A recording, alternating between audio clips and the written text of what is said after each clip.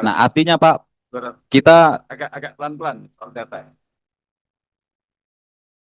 Kita bikin Recording in namanya progress. P3N, Pedagang Pakaian Nusantara. Ada, jadi seluruh Indonesia itu Pak. Jadi mulai dari Aceh, Medan, Palembang, Jambi, eh,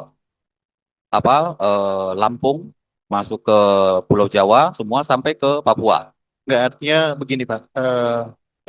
Kalau semisal ada asosiasinya atau bisa berkomunikasi antar ya sama pengusaha lifting asosiasi Bapak ini, kita lebih bisa melihat data itu lebih real gitu Pak. Izin. Artinya tidak meraba-raba seperti tadi 400, 500. Kalau semisal mau menyelesaikan, kita selesaikan secara menyeluruh gitu dari hulu sampai hilirnya Pak. Artinya kalau semisal ada data yang valid, kita lebih mudah untuk apa namanya merumuskan permasalahan-permasalahan tersebut gitu.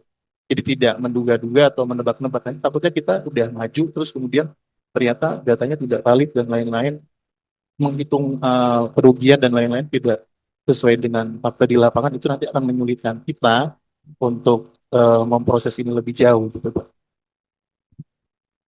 Izin Bapak, jadi sebenarnya kalau data, karena itu tadi ini adalah barangnya ilegal, kan? Tapi gambarannya adalah ini menyangkut seluruh Indonesia. Masuknya itu hanya dari dua sisi.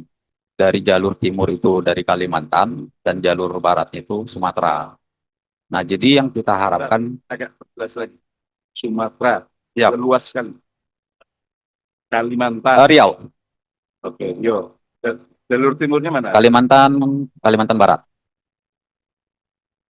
persisnya. Pontianak. Jadi gini Pak, kami ini adalah para pedagang, bukan pelaku importirnya, para pedagang. Tapi kita belanja dari beliau-beliau itu, importir-importir mafia-mafia itu. Jadi kami adalah para pedagangnya, Pak, bukan importirnya. Tapi kita tahu karena kita terjun di dalam jalurnya, kita nggak terlalu spesifik di mana, tapi melalui Kalimantan Barat, Pontianak. Kalau melalui dari barat, itu dari Riau.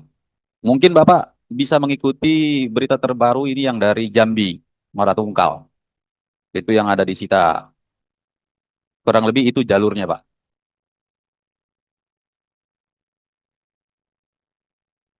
Nah, saya mau tahu juga kalau ada drifting ilegal, impor yang barang baru ilegal ada juga kali ya. Banyak. Ya udah. Ya ya. Oke oke. Enggak kan namanya ilegal, baik barang baru maupun barang bekas. Ya sama saja dalam arti negara tidak tidak dapat untung kan gitu. Tidak mendapat untung-untungan bagi masyarakat dan kemudian ya tadi mengganggu produksi dalam negeri. Perlu digarisbawahi Pak, kita berharap solusi buat kita adalah ini dilegalkan. Tapi kalaupun memang tidak bisa dilegalkan, harapan kita ini diberi latas Pak. Artinya ada barang larangan terbatas. Karena produk-produk lain juga ada hal-hal yang serupa yang artinya impornya diberikan kuota dibatasi, tapi bukan dimatikan. Jadi solusinya yang kami harapkan adalah dilegalkan atau setidak-tidaknya diberi kuota, artinya dengan barang larangan terbatas. Itu harapan tujuan kami yang utama Pak untuk dari thrifting. Terima kasih. Ya, sebelumnya pendengar semuanya, baik Pak, tentang import thrifting ini, adakah yang diindikasikan datang ke Indonesia ini ilegal? Eh, Baju thrifting ini memang masuk ke Indonesia hampir semuanya dipastikan ilegal masuknya, Pak. Jadi sebenarnya kita berharap masuknya ini barang thrifting ini sekarang bisa dilegalkan. Kita mau bayar pajak. Yang utama itu kita mau bayar pajak. Karena selama ini, Pak, masuknya barang ini secara ilegal ke Indonesia itu hampir ratusan miliar setiap bulan. Biayanya hampir ratusan miliar setiap bulan masuk secara ilegal. Jatuhnya ke oknum-oknum. Nah sekarang, kalau memang tuntutan Pak Menteri Purbaya kemarin untuk menertibkan untuk membayar apa, menambah pemasukan ke negara, kenapa tidak?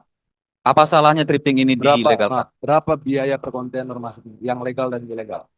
Kalau yang ilegal itu kurang lebih 550 juta per kontainer. Ilegal, Itu biaya ilegal. ilegal.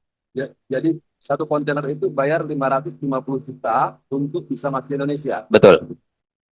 Melalui pelabuhan. Gimana Bapak? Biaya masuk ke mana? Biaya masuk ke mana?